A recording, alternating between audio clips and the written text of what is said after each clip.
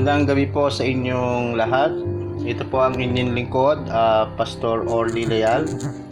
At ngayon po ay November 1, 2020. At ngayon po ay ating ipinagdiriwang ang All Saints Sunday.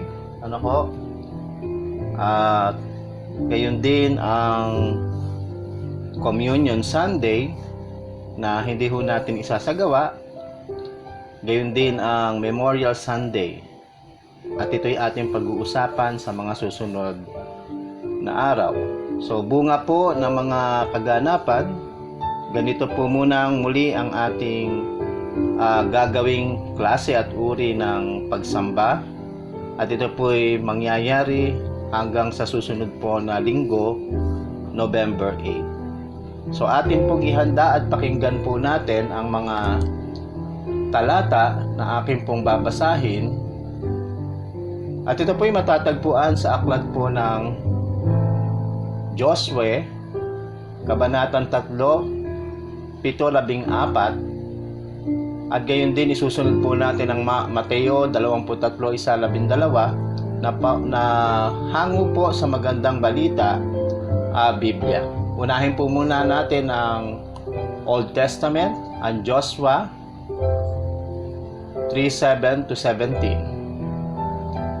Sinabi ni Yahweh kay Jose, "Sa araw na ito'y gagawin kitang dakila sa paningin ng buong Israel. Sa gagawin ko'y mababatid nilang pinapatnubayan kita, tulad ng ginawa ko kay Moises. Sabihin mo sa mga paring Levita na magdadala ng kaba ng tipan na magtuloy na sila sa ilog, Jordan. Ngunit pagdating nila sa tubig, sa pangpang nito ay huminto muna sila." At tinawag ni Josue ang mga tao at sinabi sa kanila, "Halika kayo at pakinggan ninyo ang ipinasasabi ni Yahweh na inyong Diyos. Dito nyo malalaman na kasama ninyo ang Diyos na buhay. Pagdating ninyo roon, lilipulin niya ang mga Kananeo, ang mga Heteo, ang mga Hibita, ang mga Pereseo, ang mga Herheseo, ang mga Amoreo, at ang mga Hebuseo. Ang kaba ng tipan ng Panginoon ng buong mundo ay maunang itatawid ng ilog Jordan. Pumili kayo ng 12 lalaki, isa sa bawat lipi ng Israel. Kapag tumuntong na sa tubig ang mga paring may dala ng kaba ng tipan ni Yahweh, ang Panginoon ng buong mundo, titigil ng pag-agos ang ilog Jordan. Ang tubig ay matitipon sa isang lugar." Sa pangunguna ng mga paring may dala ng kaba ng tipan, umalis ng kampo ang bayang Israel upang tumawid sa ilog. Malaki ang tubig ng Jordan sa panahon ng tag-ani. Nang sumapit sa ilog Jordan ang mga paring may dala ng kaba ng tipan, tumigil ang pag-agos ng tubig at ang tubig ay natipon sa tapat ng bayan ng Adam, lunsod na nasa tabi ng Sareta. Samantala ang agos na pababa sa dagat ng napatay sa Araba ay nagpatuloy hanggang sa natuyo ang ilog at nakatawid ang mga Israelita. Malapit sa Jericho ang kanilang tinawiran. Nanatili sa gitna ang natuyong ilog ang mga paring may dala ng kaba ng tipan hanggang sa makatawid sa kabilang pangpang ang buong sambayanan ng Israel. At mula naman po sa bagong tipan, mula sa aklat po ng Mateo, Kabanatang 23:1-12 ay ating mababasa. Pagkatapos sinabi ni Jesus sa mga tao at sa kanyang mga alagad, "Ang mga tagapagturo ng kautusan at ang mga Pariseo ang kinikilalang tagapagpaliwanag ng kautusan ni Moises. Kaya't gawin ninyo ang itinuturo nila at sundin ang kanilang iniuutos, ngunit huwag ninyong tularan ang kanilang ginagawa sapagkat hindi nila isinasagawa ang kanilang ipinangangaral. Nagpapataw sila ng mabibigat na pasanin sa mga tao, ngunit ni daliri ay ayaw nilang igalaw upang tumulong sa pagpasa ng mga iyon. Pawang pakitang tao ang kanilang mga gawa. Nilalaparan nila ang mga lalagyan ng talata sa kanilang noo at braso at hinahabaan ang palawit sa laylayan ng kanilang mga damit. Ang nais nila ay ang mga upuang pandangal sa mga handaan at mga pangunahing upuan sa sinagoga. Gustong-gusto nilang binabati sila ng mga nasa palengke at tawaging guro. Ngunit huwag kayong patawag na guro sapagkat iisa ang inyong guro at kayong lahat ay magkakapatid. Huwag ninyong tawaging ama ang sinumang tao sa lupa sapagkat iisa ang inyong ama, ang Ama na nasa langit. Huwag kayong patawag na tagapagturo sapagkat iisa ang inyong tagapagturo, ang Kristo. Ang pinakadakila sa inyo ay magiging lingkod ninyo. Ang nagmamataas ay ibababa at ang nagpapakumbaba ay itataas. Ang salita ng Diyos para sa kanyang bayan. Tayo manalangin, pagpalain niyo po, O Diyos, ang pagkabasa ng iyong mga salita. Samahan kami sa ganitong uri at muli ng klase ng aming pong pagsama-sama sa pangalan ni Jesus. Amen.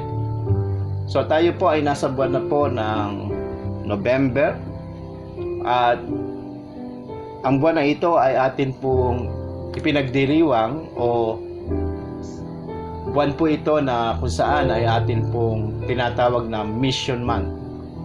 Kaya po may kaugnayan sa misyon ng ating pag-aaralan. Mission is assignment. Mission is task. Mission is job. Mission is work. Or mission is undertaking charge, duty, and operation. Spiritual is mystical, divine, unworldly, non-physical, transcendent, and parenting is child care, nurturing, education, and child raising. So ang atin pong topic ay mission as spiritual parenting. Bawat isa po sa atin ay nakaranas ng mga iba't ibang klase ng uri ng pangangalaga o parenting. Parenting is not only for child. Hindi lang po ito sa bata. Kaya huwag po nating sabihing matanda na ako at hindi na ako bata para pangaralan, pagsabihan o turuan pa. Although it should start from childhood, dahil tatanda din tayo pagdating ng araw, masakit man isipin na ito ay para na lang sa mga bata. Tanggapin pa din natin na kailangan pa din nating maturuan, bata o matanda. Kaya may mga tagapagturo o may tagapamuno in order to educate us. There is always a continual education, and education is part of our nurturing. Ang patuloy na pag-aaral ay bahagi ng nurturing process. Ngunit ang taong natututo ay mga taong bukas ang pandinig, bukas ang pag-iisip, bukas sa pakikinig, at bukas sa pagtanggap upang iproseso ito sa kanyang isip o ng ating mga pag-iisip. Ang parenting ay tungkulin natin sa isa't isa because we can learn from each other. Ego lang kung minsan ang mabigat nating kalaban dito. Sa ating teksto o aralin sa araw na ito, ay marami tayong mga prinsipyong mapapataas ang ating kamalayan na siya nating magagamit sa pamumuno, magagamit sa pamamahala, maging sa loob at sa labas ng ating simbahan. Ang pamumuno at pamamahala ay isang misyon na maihahanay o maibibilang. Una, teach to recognize God's voice and will. Turuan na makilala ang tinig ng Diyos at ang kalooban nito. Teach to recognize God's voice and will. Joshua, as a leader, is like a parent teaching them how to walk based from the instruction of God, not from on his own. So, makita po natin doon, nagturo po siya batay sa kagustuhan ng Diyos at hindi ito para sa kagustuhan niya. In our church, we have so many leaders, including your worker, to set by example on how to lead by teaching the whole congregation about the importance of listening and put it in action. Hindi lamang po tagapakinig, kundi ito po ay atin dinadala sa pagsasagawa. Ang mga Israelita ay nakatawid sa tuyong lupa ng Ilog Jordan. The Ark of Covenant is present among them. So, yung kaban po ng tipan. Is the Word of God is present with us? Yung bang salita ng Diyos ay nararanasan ba natin? In the Word of God is the Word of God is present in this church? Sa ating po simbahan ay mararamdaman natin ang presensya ng Diyos. Do we live by the Word? Do we listen and follow our leaders? Kung ang mga bagay na ito ay nagagawa natin, kaya nating makatawid at makarating sa dapat nating patunguan. Turuan na makilala ang tinig at kalooban ng Diyos. Teach to recognize God's voice and will. Pangalawa po, teach the Christ likeness. Ituro ang pagiging katulad ng Kristo o ng tagapagligtas. The Pharisees and scribes, ito po yung mga leader ng simbahan, attitudes and behavior, ay makikita po natin yung self-serving or sila muna bago ang iba, sarili muna nila bago ang iba, mas pinapahalagahan ang sarili. So, yung mga Pharisees, ang mga scribe, mga leader, at makikita natin yung mga attitudes and behavior po doon po sa ating binasa. Everything we plan, everything we think, everything we do and say, pause for a moment and ask God's wisdom before we execute. Medyo parang naranasan natin yan, ano po, ng mga nakaraang araw. Ulitin natin. Everything we plan, everything we think, everything we do and say, pause for a moment and ask God's wisdom before we execute. Bakit ko po sasabi na naranasan natin? Hayag na hayag, mga kapatid, na ang mga ginawa sa inyo, sa akin at sa atin, ay ginawa na lamang na sa tingin ko ay hindi masyadong pinag-isipan. At ito'y pinaabot natin sa kinauukulan. Nakarating at mga kapatid, akin pong pinahinto ang pag-chat sa inyo. Akin din pinahinto ang pagbabahay-bahay sa inyo. Ito po'y inihatid ko sa may mga katungkulan.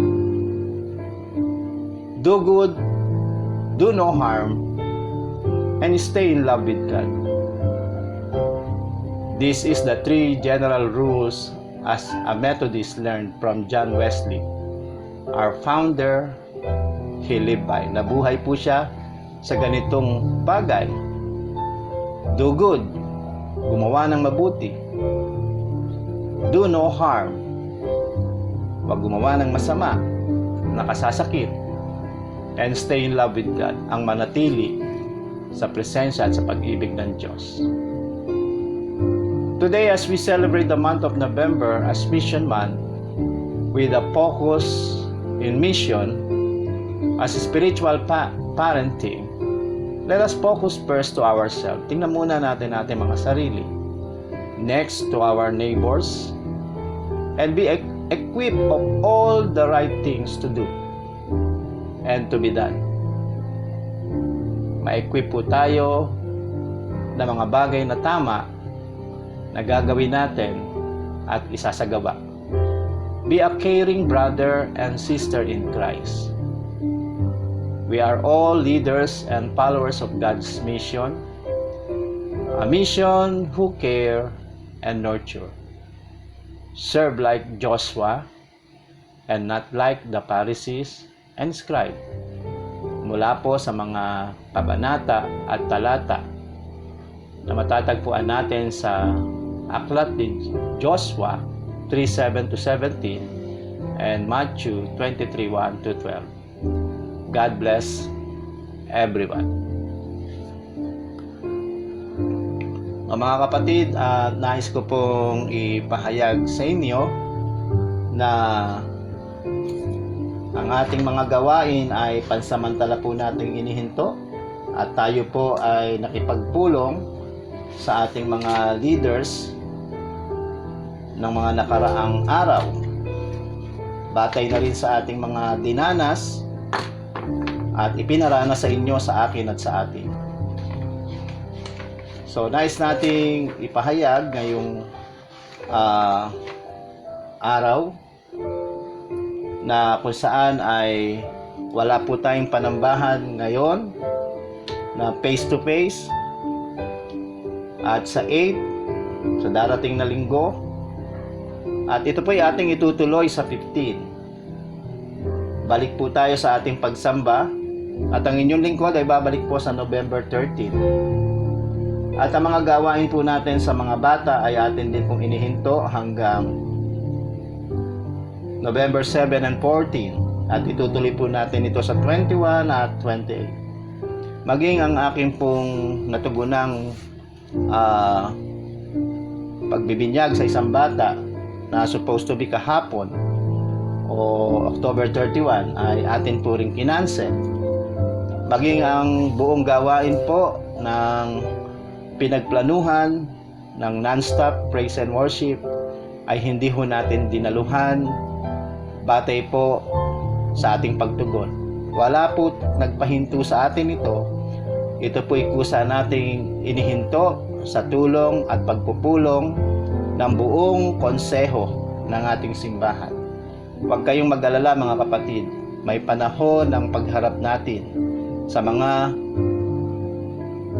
kinauukulan na kung saan ay ipinadana sa inyo at pinarana sa akin at sa atin.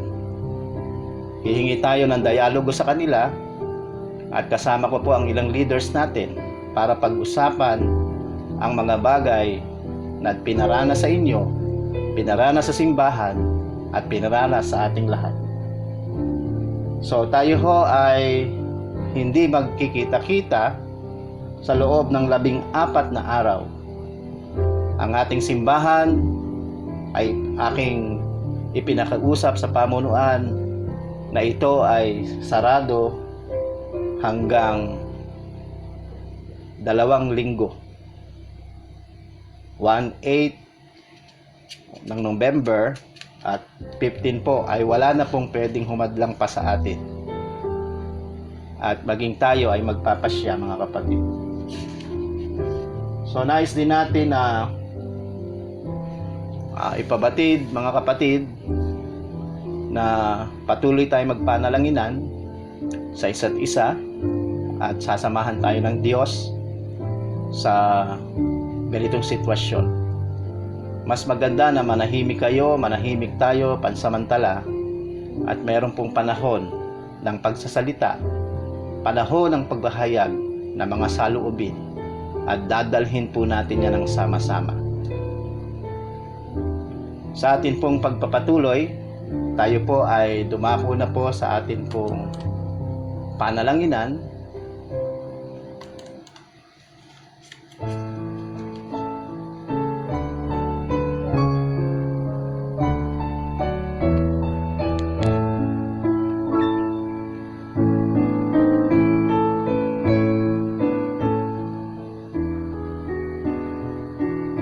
Aming Diyos, sa umaga pong ito, kami po ay dumudulog kasama ng buong kapatiran ng Subay United Methodist Church. Sa iyo kami umaasa, sa iyo kami nagtitiwala, at hindi kami nagtitiwala sa tao lamang. Samahan kami sa aming pakikibaka na ito. Samahan kami sa bawat hakbang namin. Alam namin kami magtatagumpay. Pagpalain niyo po, O Diyos, ang mga bata hanggang mga nakatatanda. Ang inyong lingkod, ang inyong mga manggagawa, ang pamunuan, ang konseho ng ating simbahan, gayon din ang bawat organisasyon, O Diyos. Mula sa kabataan, gitnang gulang, kalalakihan at kababaihan ay amin pong idinadalangin sa umagang ito. Pagpalain niyo po, O Diyos, habang kami ay nagpapalakas, kami pinagpahinga mo, hindi lamang para manghina, kundi para magpalakas, magpagaling, hindi lamang ng aming pisikal, kundi ng aming mga espiritong kamalayan at kalagayan.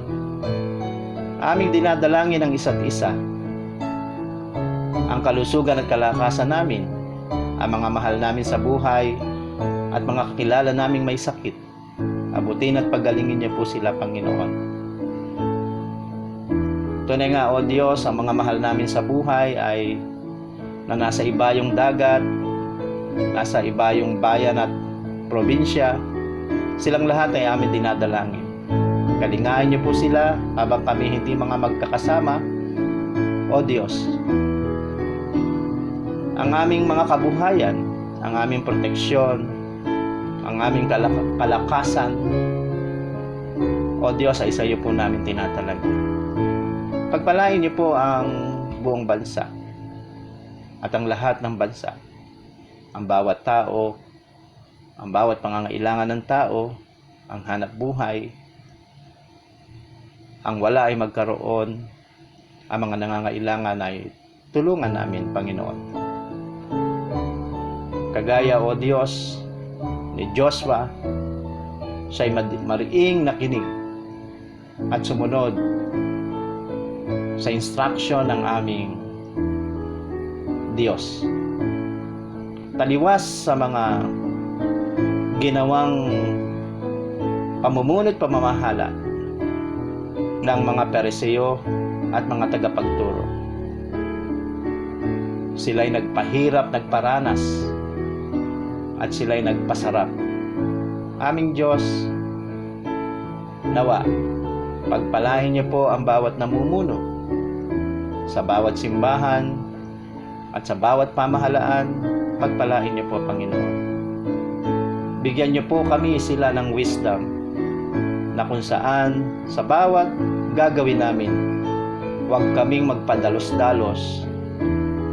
Mag-isip kami upang ito'y hindi makapagdulot ng kaguluhan, takot. Aming Diyos, itinatalaga po namin sa iyo ang lahat ng mga hindi gumagawa sa amin ng mabuti. Alam namin, Panginoon, sasamahan niyo po kami sa pakikibakang ito. Kaya, O Diyos, patawarin niyo po kami sa lahat ng aming nagawa, mga pagkukulang sa isip, salita at sa gawa. At gawin mo po kaming tagapaghatid ng iyong mga salita, maging sa pamagitan ng pagkalinga, pagmamalasakit sa iba. O Diyos, tanggapin mo po ang aming panalangin ito. Sa pangalan ni Jesus na aming Panginoon tagapagligtas. Amen. At ngayon, mga kapatid, tanggapin nating lahat ngayon ang masaganang biyaya at pagpapala ng makapangyarihan Diyos, Ama, Anak at Espiritu Santo, ngayon at magpakailanman. Amen. Muli po, ito ang inyong lingkod, Pastor Orly Leal. Patuloy po tayong manalangin at patuloy po tayong gumawa ayon sa kalooban ng Diyos. Magandang umaga po sa inyong lahat.